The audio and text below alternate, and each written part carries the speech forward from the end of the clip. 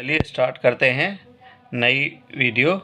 आज ये इसका लास्ट टॉपिक होगा संवैधानिक सुधारों का भारतीय स्वतंत्रता अधिनियम 1947। तो ये डिस्कस कर लेते हैं इसमें क्या क्या हुआ था। तो 20 फरवरी 1947 को ब्रिटिश पीएम क्लीमेंट एटली घोषणा करते हैं कि 30 जून 1947 को भारत में ब्रिटिश शासन समाप्त कर दिया जाएगा और सत्ता उत्तरदायी भारतीयों के हाथों में सौंप दी जाएगी।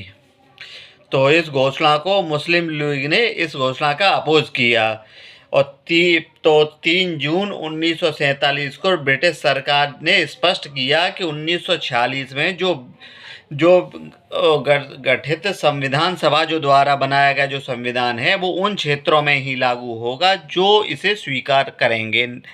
जो क्षेत्र इन्हें स्वीकार नहीं करेंगे उन क्षेत्रों में ये संविधान लागू नहीं होगा। तो 3 जून 1947 को वायसरॉय माउंटबेटन ने विभाजन की योजना पेश की। इसे माउंटबेटन योजना कहा गया। तो देख लेते हैं अधिनियम की क्या क्या विशेषताएं हैं।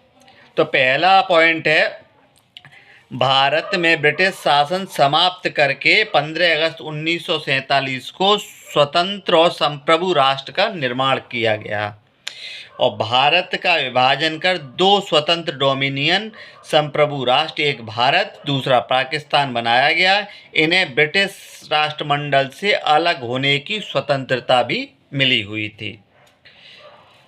तीसरा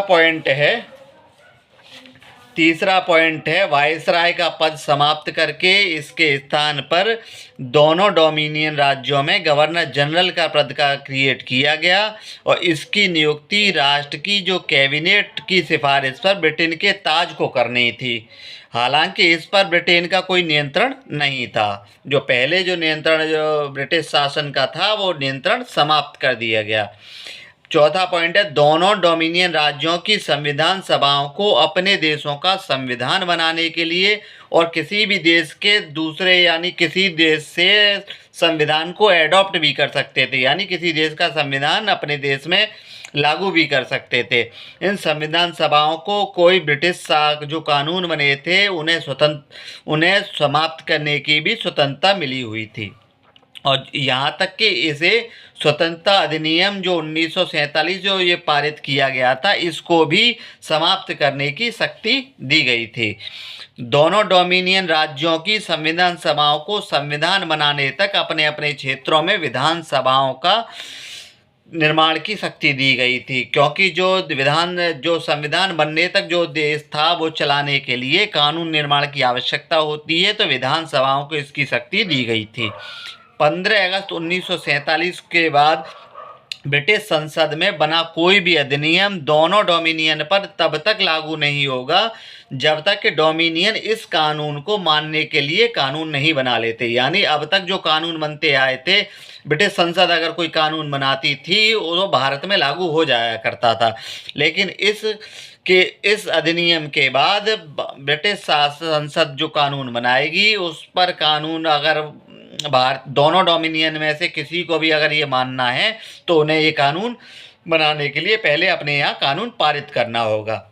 छठवां पॉइंट है, भारत सचिव का पद समाप्त कर इसकी सभी शक्तियाँ राष्ट्रमंडल मामलों के राज्य सचिव को ट्रांसफर कर दी जाती हैं। अगला पॉइंट है 7वां पॉइंट जिसे बोल रहे हैं, 15 अगस्त 1947 के बाद भारतीय रियासतों पर ब्रिटिश संप्रभुता समाप्त कर दी जाती है और जो आदिवासी क्षेत्रों से जो समझौते जो संबंध स्थापित किए थे ब्रिटिश सरकार ने उन्हें भी समाप्त कर दिया जाता है। भारतीय रियासत स्वतंत्रता की अगर भारतीय रियासतों की बात करें तो वो दोनों डोमिनियन में से किसी भी एक डोमिनियन का चुनाव कर सकती थी या स्वतंत्र भी रह सकती थी। तो या तो ये पाकिस्तान से इन्हें स्वतंत्रता थी कि या तो ये पाकिस्तान से मिल जाए या भारत से मिल जाए, या इन्हें स्वतंत्र रहने का भी हक मिला हुआ था, जो कि हम जानते हैं कि जैसे जूनागढ़ रहा, हैदराबाद रहा, कश्मीर, इनमें इनका विलय होने में इस प्रोविज़न से बहुत परेशानी हुई भारत में। 8वां पॉइंट नवा पॉइंट है, नया संविधान बनने तक दोनों डोमिनियन से शासन संचालित करने के लिए भारत शासन अधिनियम 1935, यानी जो 1935 का शासन अधिनियम बना था, प्रांतीय सभाओं में सरकार चलाने के लिए उसकी सहायता ली गई। और इस कानून में भी सुधार करने के लिए दोनों डोमिनियन राज्यों को ये अधिकार था कि इस कानून में भी संशोधन किया जा सकता है। 10वां पॉइंट है, ब्रिटिश शासकों को विधेयक पर मताधिकार स्वीकृत करने के अधिकार से वंचित कर दिया जाता है। यानी ब्रिटिश शासक जो अभी तक जो विधेयक पर जो मताधिकार का अधिकार था उसे भी समाप्त कर दिया गया, लेकिन जो गवर्नर जनरल थे वो किसी भी विधेयक को स्वीकार करने का अधिकार इन्हें दिया गया था। 11वां पॉइंट है, भारत के गवर्नर जनरल एवं प्रांतीय गवर्नरों को राज्य के का संवैधानिक प्रमुख माना गया, जो अभी भी है कि जो हमारे राष्ट्रपति हैं और जो गवर्नर हैं वो संवैधानिक प्रमुख होते हैं।